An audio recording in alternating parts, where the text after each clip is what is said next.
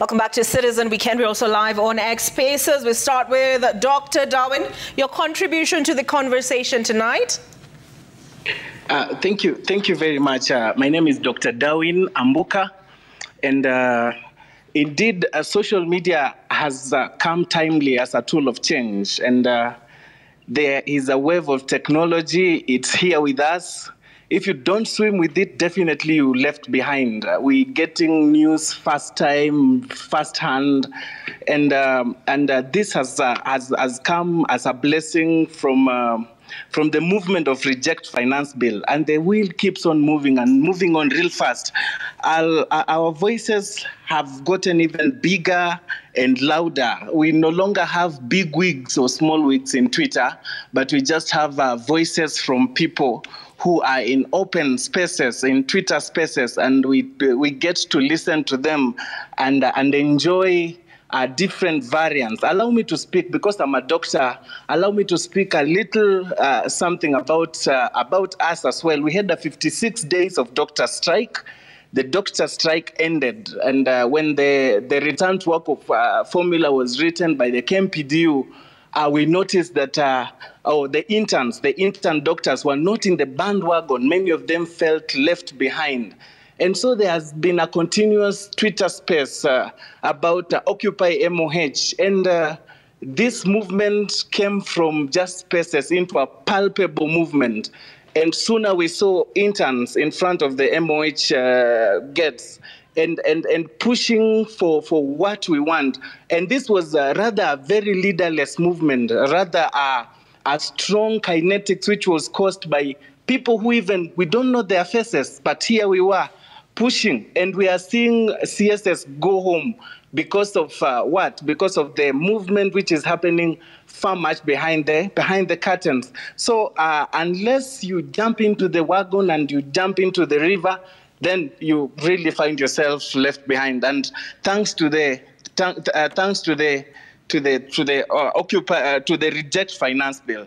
Thank you very much. And thank you for keeping it short, Dr. Darwin. And before I get some more thoughts from our X Spaces, your response to him talking about this, yes, it's a people's movement, but you did a study on, what people were talking about during this period, and you talked about their opinion shapers, if I understood your report correctly. The rest of us are mainly lacquers, those two eyes. That's correct. We are those ones. And maybe the few of us who retweet. That's correct. And it's not just down to Kenya. I think all over society, many of us know Wikipedia, but not many of us may have ever edited a page. So there's something called a Wikipedia rule. Even with viewers right now, social media is 90% lurkers. That's people who just look and leave. And so that's typically the case. And then you have 9% who are what we call the commenters, the engagers, the likers. And at least according to the data we had, over 90% of people were just, at least if you look at X, retweeting. That's their form of protest. That's their form of, it's like, I will spread the message no matter who says it, if it aligns with me. And then you have now 1%. And in Africa and Kenya, in our estimation at Nendo, sometimes it's even 0.something%.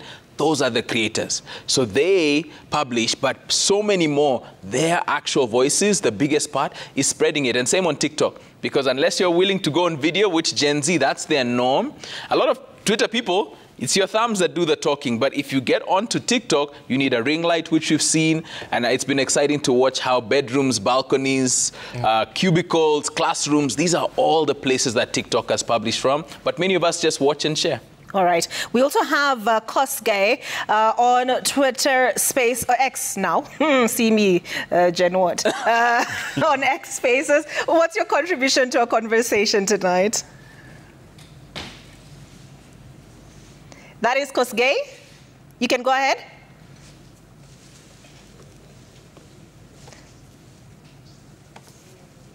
All right. Challenges we are facing. Some of the challenges we are facing, I'll speak about the challenges like misinformation by individuals and counteraction by the so-called government blockers. Thus, people having contrary opinions and the audience is ending up divided. Network challenges like the day after the mother of all protests, where some claim the Safaricom failed them and wanafaa kusalimiwa. And some platforms have a small number of audience, like people from my area, Elgeyo Marakwet, depend on Facebook a lot. And you see in Facebook, the audience do not get much more information because the people there don't focus on what's going on in this country. So you find some platforms have more audience than others, and others are misinformed, others are well informed. So those are the challenges I think we are facing. Thank you.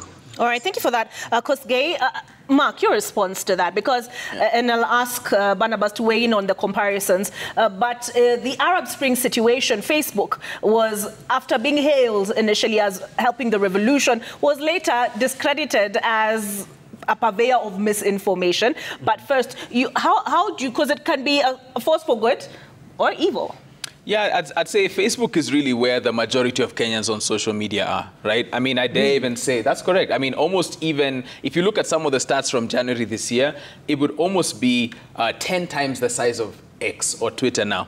So that big of a difference. However, I think that even though X is, it's kicked off a lot of people because of challenges that Twitter has had, legacy, and since Elon Musk. But Facebook is the biggest. And sometimes people are surprised when they hear 18 to 24 is one of the biggest contingents there.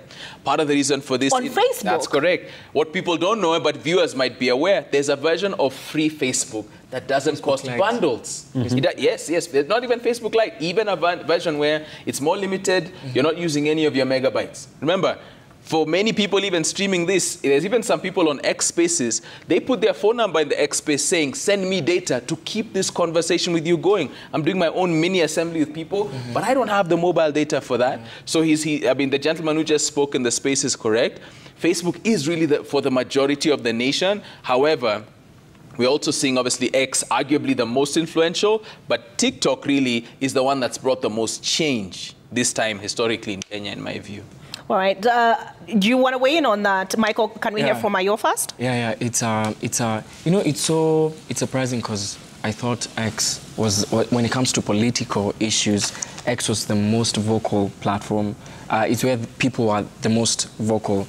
But then you're talking of TikTok, and I thought platforms like TikTok and Facebook, I know Facebook is so dead to this issue. I don't know if they are having these conversations, So they are, believe it or not, for me, Facebook groups are a very underrated form of communication. So you will find at a county level and at a, sometimes even ward level, there's people collecting and discussing issues there, but it's so fragmented. You and I are not in the group, so we wouldn't know it's happening. TikTok, I liken it to the public town square. It's like going into CBD, you can overhear everyone's conversation, whereas you've got to be invited. It's so interesting. It's so interesting because for the longest time, each and every platform had their own atmosphere. Because on TikTok, it was strictly entertainment. On Instagram, aesthetics, curated content. On X, X has been very, it's very political. Facebook, but we're living in a time when everything is just shifting and taking a very political turn. And especially, my most surprising one is TikTok. TikTok is becoming very, very political. And social media, holistically, has undoubtedly been very pivotal in this whole movement because it began as a Reject Finance Bill 2024 hashtag on X, which translated now to something way, way bigger and greater. And I think a movement that started, I stand to be corrected, that started on X, Twitter, trickled into Instagram, and then into TikTok, and then into Facebook. I'm here to see Facebook's engagement on this whole conversation. But yeah, it's become bigger than the finance bill itself. Now people are talking about good governance. They're talking about accountability. They're talking about justice. They're talking about ending budgeted corruption. It's now people using social media to be vocal and to demand the change that we've always wanted to see. All right. And I'll come to you, Barnabas Sijakusahau, to talk about, typically you would imagine the reaction would be a crackdown. So you would imagine wangenyonga internet. I don't know what happened on that Tuesday, whether indeed Twitter was cable. Really katwa. But we'll come back to that. Ayo, finally, sorry, from the X Spaces, your contribution to the conversation? Thank you so much, Olive, for even hosting us here. Thank God for the power of social media. We're not in studio, we're on Twitter. But all I have to say is that, social media has revolutionized the way we approach change. It has also revolutionized how the society sees change, how the society, its changes on impacts on politics, social justice, and even cultural trends. And its role as a catalyst for change is evident in several key areas, even here in Kenya. And to begin with, social media, it has really raised awareness. We've used Twitter, Facebook, Instagram to raise awareness, TikTok, so to say, to raise awareness. And platforms such as Twitter and Facebook have enabled rapid dissemination of information to a global audience, as seen with movements like, a reject finance bill, hashtag Black Lives Matter, and Me Too. And these campaigns have been, brought significant issues into the spotlight, garnering international attention and even driving societal impact. And secondly, it has gotten to a point whereby it has mobilized action. It serves as a tool for organizing protest. Right now, we can host Twitter Spaces for our protest on Tuesday, and we keep on saying we are meeting on the streets on Tuesday, and we don't even have to see each other. We just meet on Twitter Spaces. We meet on Facebook Lives and so on and so forth. And it also serves as a platform for organizing campaigns and collective actions. And thirdly, and finally, my last point, actually, it has amplified voices. It doesn't matter whether you're a bigwig, whether you have a blue check mark or not, you can hop on a Twitter space and voice your voice. Tell people what you think, tweet what you think, and you can even tag the people who feel they're untouchable, tag them and tell them whatever they're doing is wrong. And, it has facilitated the advocacy and lobbying. Non-profits and advocacy groups use these platforms to lobby for policy changes. We've seen Kenyans, through social media, we've made the government fire all the CSs. So that tells you that social media has been a huge tool for social change. All right. Thank you for that contribution, Ayo. A lot of good points made there. But I am curious, Barnabas, unless there's something, is there anything he said you wanted to respond to? Start with him, yeah. Okay. Barnabas, when the president first came out and he said, nominate representatives and let's go and talk, and people said, you come where we are. And so there was the X Spaces, engage, hashtag engage with the president. And people were speaking truth to power that people such as, there's a professor called Dr. Kenneth Ombungi, as historian, he said he was listening to how people were talking to the president and he felt like hiding because he's a Moe era product. How long do you think this wave will carry? That's another thing. When we look at these protests, when they happen now offline, we always look at algorithm and hashtags and how they are pushed for a certain period until the next thing come and you move on to the next thing. But this one has been sustained, and I think when we talk about for a longer period, when it goes offline, where everyone knows their ability or what you bring to the table. If it's a lawyer, you can come and bail out people. If you are a doctor, you have to open up and treat people for free. And if you are not closer, you can crowdfund for people to be supported, either food or hospital fees or just support for maybe from police brutality and stuff like that. So under sustainability, I am looking at it, not yet sure, because if you look at historically the Arab Spring, remember after Hosni Mubarak was overthrown, after a certain period, the Muslim Brotherhood took over. Then the people went again to the street and had to host them out. Then the military took over. It just showed that their power still remained during that period. And we've been in a period where things move on very fast. You are bombarded by a lot of information. But I think now civic education has changed. And as people are speaking, the next election is 2027. And I think now people have learned that the civic duty doesn't end at the ballot box. And they are going to be doing their part. They are going to scrutinize the government. They are going to scrutinize different projects. The conversation is ongoing. I was having, I'd met my friends before I came here, and you realize that whatever conversation you're having, politics must come in. And it's something that people frowned on before, but now it's changing. So in a long-term period, I think I'm looking at it from 2027, but it's something that it's still ongoing. Ayo has mentioned something happening on Tuesday, and you see now people are still conscious about what's happening. Yeah. If we can just be here and people have planned something again, and it just shows that there's it could be small knit community that has been formed either on Twitter, Facebook, TikTok, where people just agree. Mark, Mike, we are sharing this thing. Okay, there's this ideal that we need to advocate for. Let's meet tomorrow and protest or have our placards out there. And it's the same thing where you take a screenshot, share it to your WhatsApp group where your friends, your family members, and if you share the same ideal, or you can convince them to join your bandwagon, and you go on and do it. And I think people now have realized their power.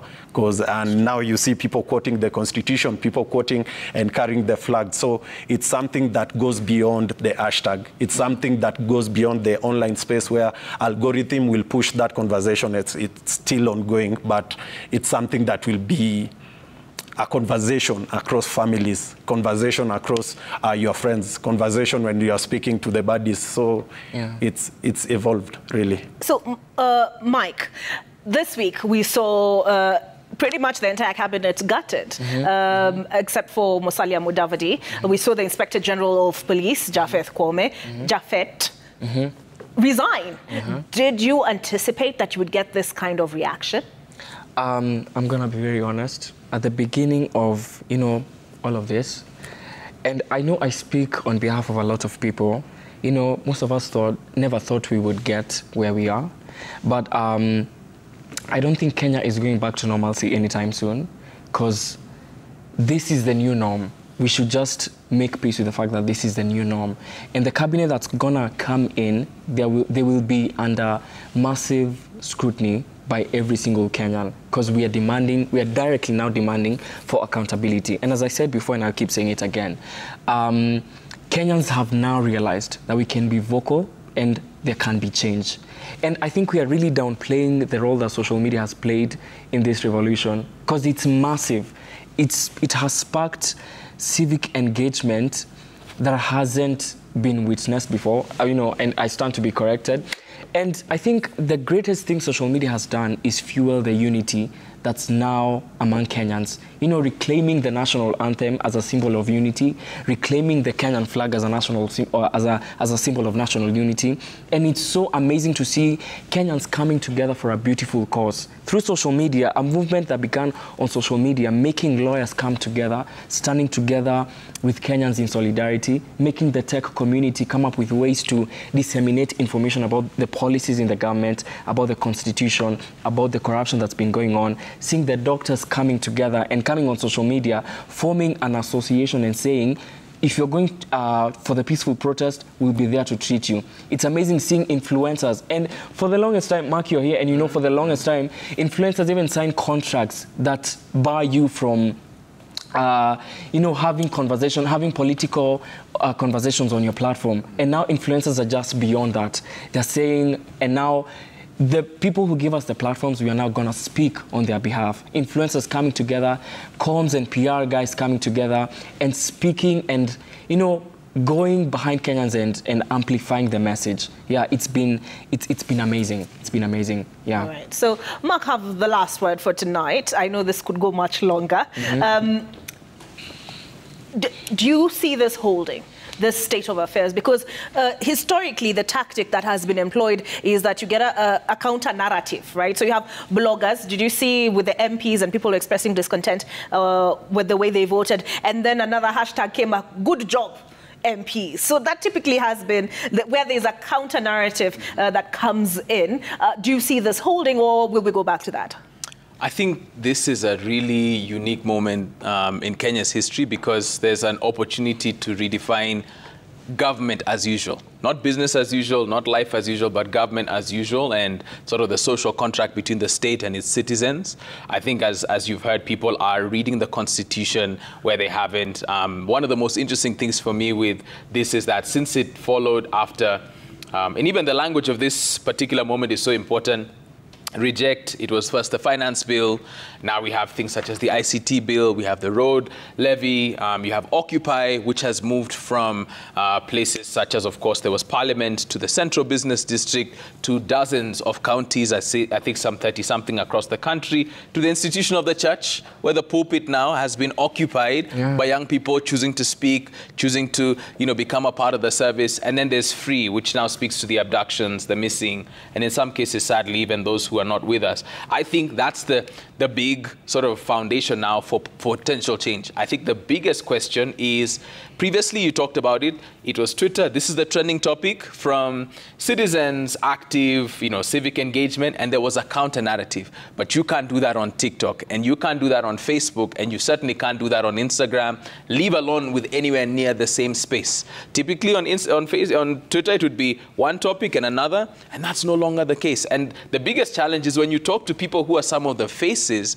of what we're seeing now, they're pleasantly or sometimes surprised in general. Like, there was a time, maybe 2 Sundays ago, people on Twitter did not expect people on TikTok to self-organize, go to the CBD themselves, record themselves, and that's when even X knew we're not in charge, even as much as we might think we are. So TikTok has its own way, and the biggest news for me is that it's devolved. People are looking up the Auditor General's reports and looking up Member of Parliament's voting records, and there's no telling where this stops now, but it's certainly a brilliant time for active citizenship. Yeah. Can I say something before you close? It's very interesting how there is mobilization in different mobilization in every platform.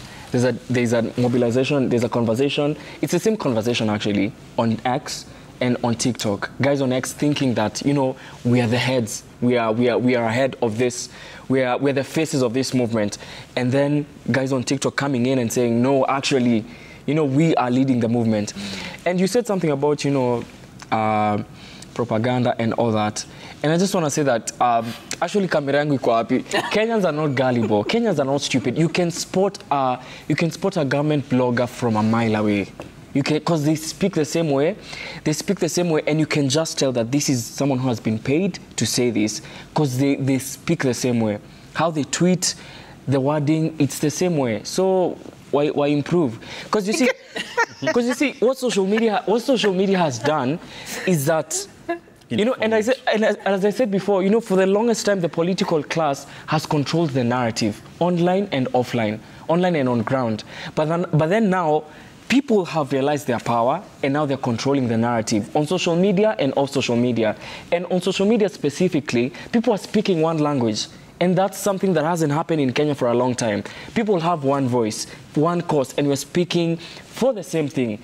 And when just a few individuals are speaking against the same thing, you can really tell that this is someone who has other motives behind it. Yeah, so you can spot a government blogger a mile away. So you're saying the whole strategy, divide and rule as a strategy is... It's even working against them. Yeah, it's even working because the same bloggers are being cooked. They're being cooked very well on X. But maybe briefly, one risk I'd say is that when it's leaderless, tribeless, it has the potential to either fracture or to cave in on itself. But right now, the momentum keeps building because change can happen at the national. It has possibly the county level and maybe even at the ward level. Who knows what's next? All right. There's also the idea of internationalization, where you see same movement like Arab Spring, where it spread to other countries across the Middle East and North Africa. Started in Tunisia, I think went to Egypt. Yeah. And now Syria is still struggling from the same struggle. In Kenya, they are trying, and if you look at conversation across Africa, most countries are talking about it. Even governments. Our neighbor here, they had to take back the finance bill to parliament because of those charters. So I think under internationalization, even international media, international organizations, governments are watching keenly on the developments, because the first time it happened really, the Arab Spring was 10 years ago. So media is a double-edged sword. So it can be used to cause violence, to incite, and at the same time it can be used to bring such a good movement a good thing about civic education and civic involvement, and just bring the idea of active citizens, not just activists. Yeah. I know there's a lot we've not gotten into, including, I remember after Tuesday the 25th that night, and the reports in Githurai, and later on they were unsubstantiated, or so we were told. And so you know what triggers situations like that, and who do you believe then in a situation like that? But that's a conversation for another day. Mike, I've seen how you have looked at me like maybe because they already have something to say. For example, the Mukuru thing, the Kware thing, is it Kware thing? The government is saying they found 6 bodies, but then the guys on ground are saying more than 30 bodies have been found. So who do we believe?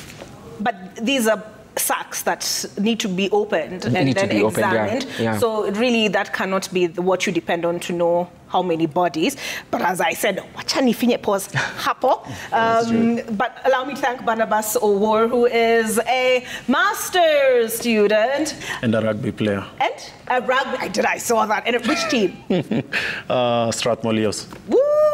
Okay, so good to have you in the studio. He is studying diplomacy, security and intelligence, Strathmore University. We've also had Mike Mushiri, who is a digital content creator and civic Rise Initiative founder. He says you can call me that.